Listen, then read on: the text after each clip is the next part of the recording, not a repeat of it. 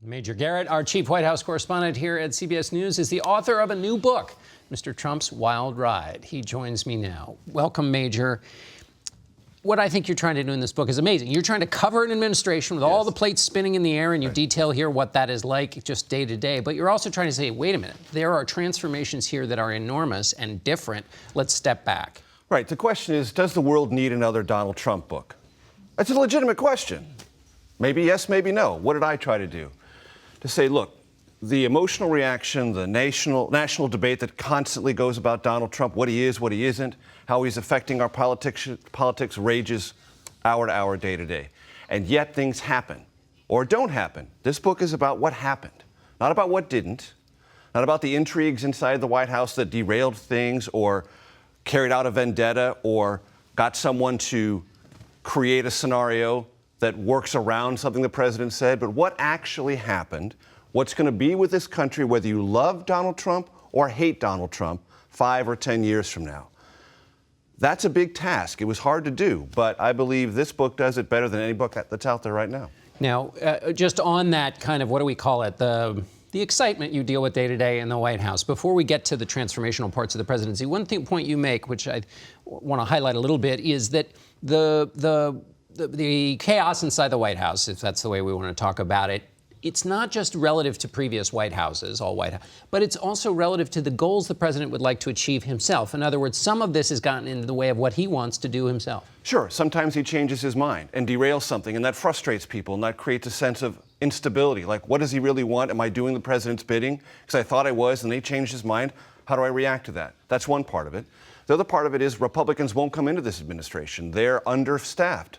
They don't have people with existing bureaucratic and political knowledge who could assist this administration. Sometimes they don't want them because they were a never-Trumper or a minor league never-Trumper. That's a problem.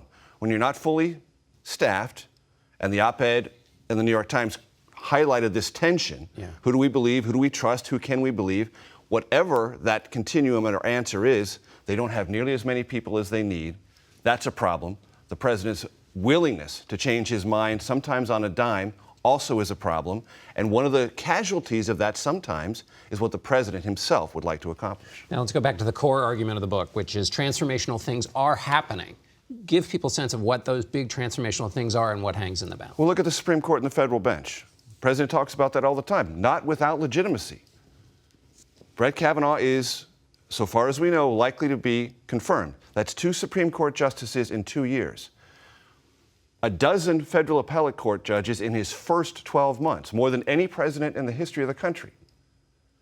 That didn't happen by accident. I point out in the book that when Donald Trump first thought about the Supreme Court, he said, I want a list. No one had ever put a list together before. That's an act of political originalism. It's probably going to stay with the Republican Party for a long time. They laid the question of the future of the Supreme Court before the country.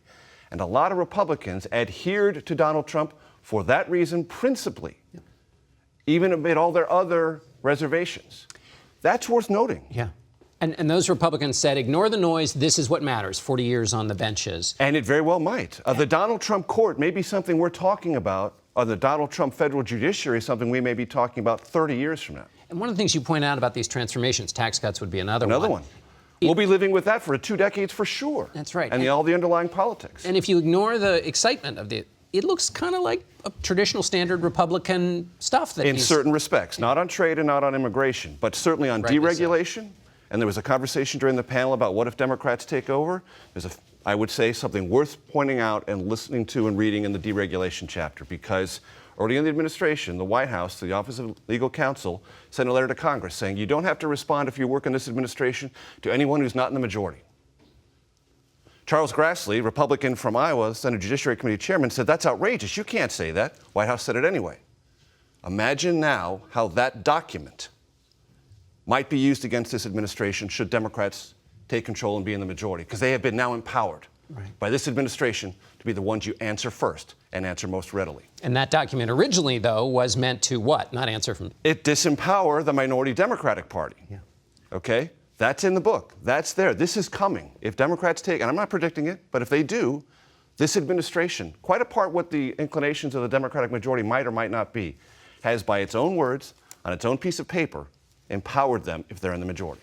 We got about 20 seconds. Can a presidency go back after Donald Trump, even if a Republican, or is this just all very Trump idiosyncratic? What I say at the end of the book is what was unknowable in 2016 is knowable now. The country will decide whether we want to go back or not, but it won't decide that in a vacuum. All right, Major Garrett, it is a fascinating read. Thanks a lot for being with us. Thank you. And we'll be right back.